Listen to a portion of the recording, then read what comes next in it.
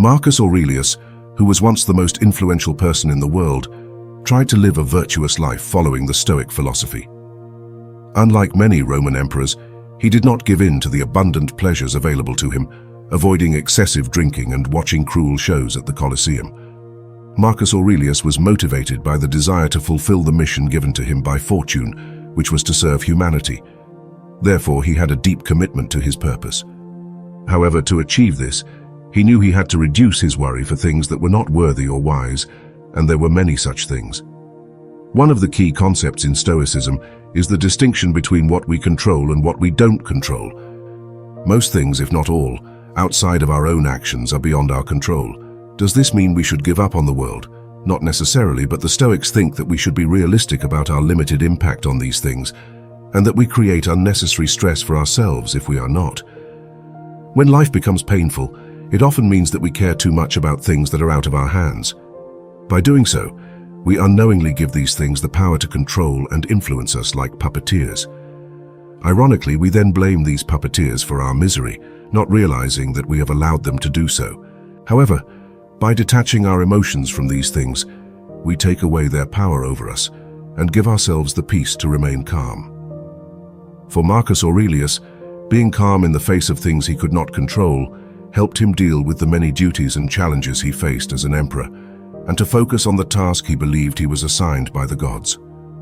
For Epictetus, it meant freedom. For other people, not being affected by external forces, or some of them, could be a way to concentrate on goals that matter.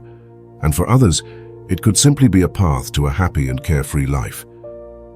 When life hurts, what are the things we should stop worrying about, and how do we do that? This video is an exploration and free interpretation of Marcus Aurelius's philosophy on how to care less about things that aren't worth caring about. In his meditations, Marcus Aurelius repeatedly separates the present, past, and future into different categories. In each category, the ancient Roman emperor has useful things to say about how we either care too much about them, or in the wrong ways, or about the wrong things. For clarity and structure, this video is divided into these categories, starting with the future. As Seneca beautifully said, "We often suffer more in our imagination than in reality." This quote highlights the idea that our thoughts are the source of our suffering. When we think about the future, our imagination often goes wild, creating many scenarios of possible events, most of which will never happen. In advance, we think of ways to deal with these potential outcomes, while feeling anxious about the uncertainty of the future. Sometimes what happens is what we expected, but many other times, fortune surprises us, throwing at us events we could not have predicted. For example, we might have spent years planning and saving for a well-deserved retirement, only to be diagnosed with a terminal illness just as we are about to enjoy our golden years. The mere possibility of such events often fills people with constant worry. The range of potential outcomes goes from the best to the worst.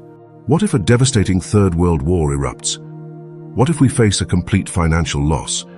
These severe consequences are undeniably possible, but as long as they are not occurring in the present, we cannot address them because for now they only exist in our thoughts. Marcus Aurelius stressed that it's not the burden of the future weighing on us, but the weight of the present moment alone. The future itself doesn't harm us. It's our present handling of it that determines our suffering. The distress from future events happens within the present. Ironically, the future doesn't unfold in the present.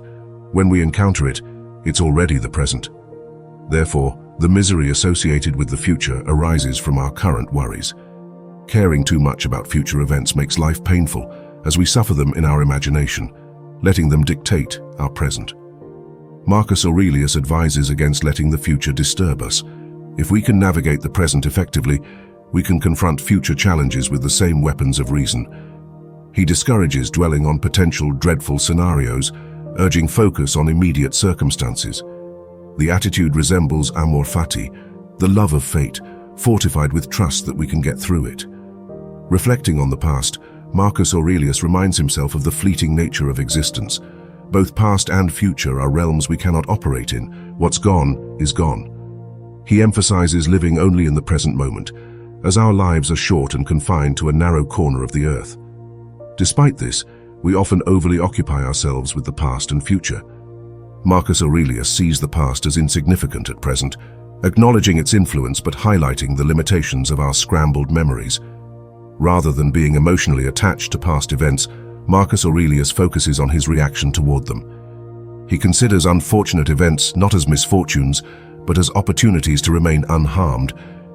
He challenges the notion of misfortune, questioning if something against human nature can truly be called misfortune. Learning from the past, he believes, lies in understanding how events repeat, gaining insights for the future. The present moment, according to Marcus Aurelius, is our sole domain. He emphasizes anchoring oneself in the present, reducing anxieties about the future.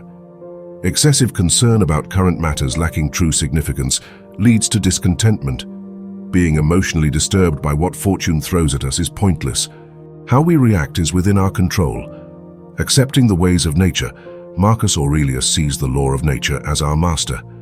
Focusing on choices, actions, and opinions, he advises against resisting immutable aspects of reality. Embracing the present involves focusing on current possessions while cautioning against deriving excessive satisfaction. In the face of hardships, Marcus Aurelius contends that adversity is an opportunity to practice virtue.